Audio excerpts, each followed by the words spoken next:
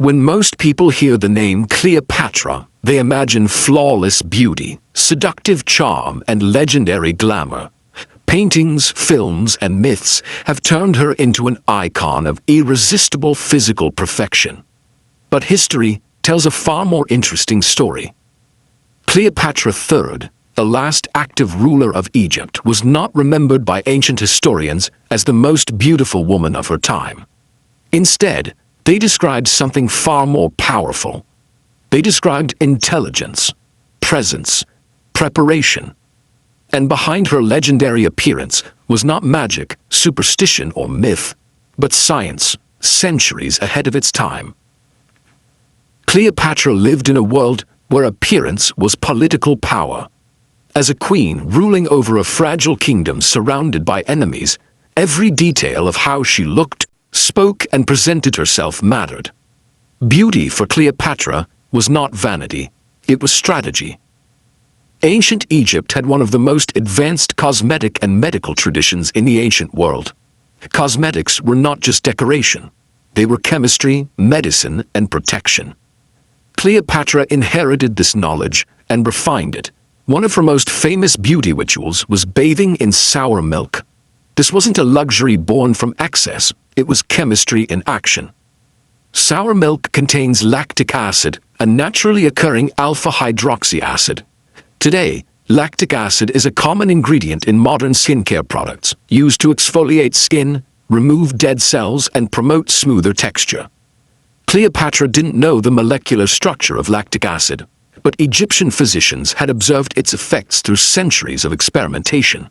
They understood that certain substances softened skin, reduced blemishes, and slowed visible aging. Her milk baths gently exfoliated her skin, keeping it smooth and radiant under Egypt's unforgiving sun. This was not folklore, it was empirical knowledge. Honey was another cornerstone of Cleopatra's beauty regimen. To ancient Egyptians, honey was sacred, and for good reason. Honey is naturally antibacterial, antifungal, and hydrating.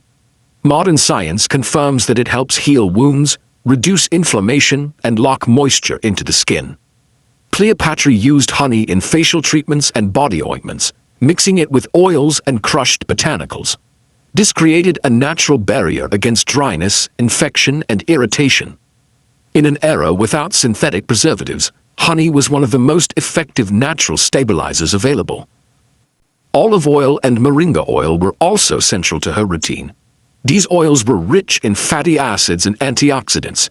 They protected skin from cracking, sun damage, and dehydration. Egyptian climate was brutal, dry heat by day, cold nights, and constant exposure to sand and wind. Without proper skin protection, even royalty suffered damage. Cleopatra's oils acted like modern moisturizers and sunscreens, preserving elasticity and softness. Even her famous eye makeup had a scientific purpose. Kohl, the dark eyeliner worn by both men and women in ancient Egypt, was not just cosmetic. It contained lead-based compounds that, in controlled amounts, triggered the immune system around the eyes. Modern researchers studying ancient kohl discovered that these compounds triggered the production of nitric oxide, strengthening defenses against bacterial eye infections. In a land plagued by sandstorms and eye disease, kohl was medicine disguised as makeup. Cleopatra wore it boldly, not just for beauty, but for health. Her cosmetic workshops were legendary. Cleopatra employed chemists, herbalists, and physicians to refine formulas. She didn't rely on guesswork. Ancient texts suggest she personally studied pharmacology and cosmetic chemistry. Some sources even credit her with writing treatises on medicine and beauty, though the originals are lost. She experimented, she observed, she improved.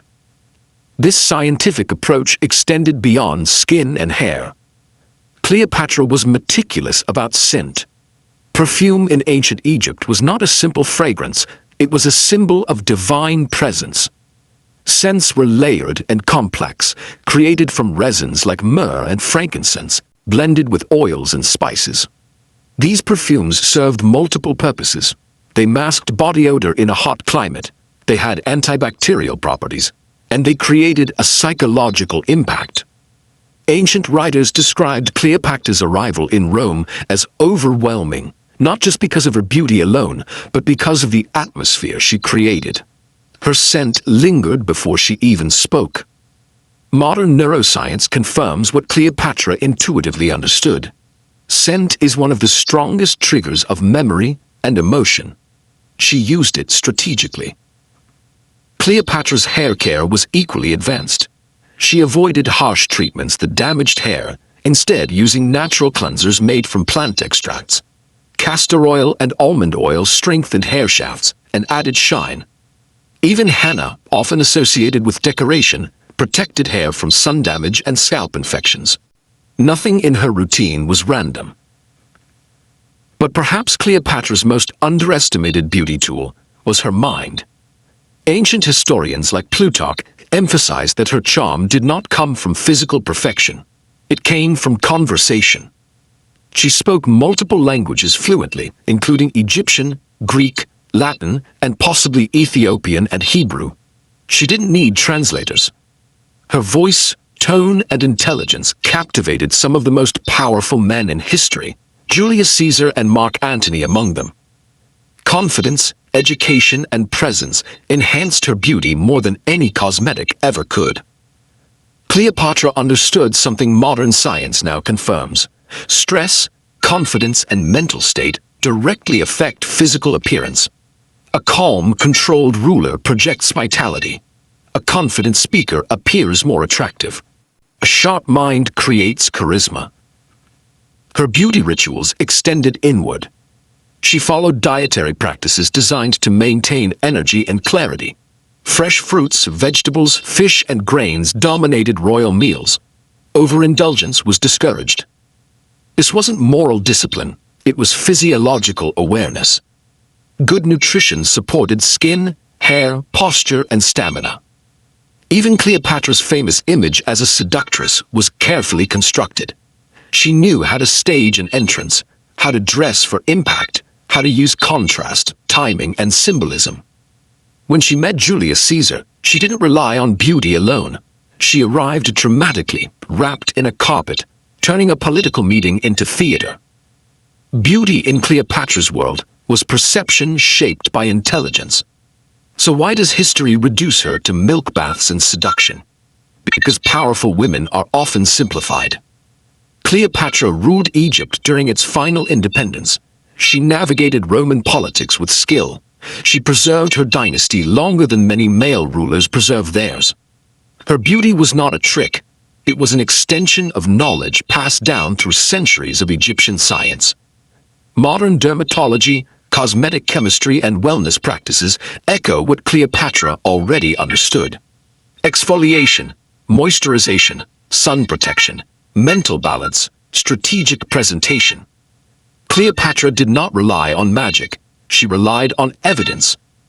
Her legacy reminds us that beauty, when guided by intelligence and intention, becomes power. And that is the true secret history forgot.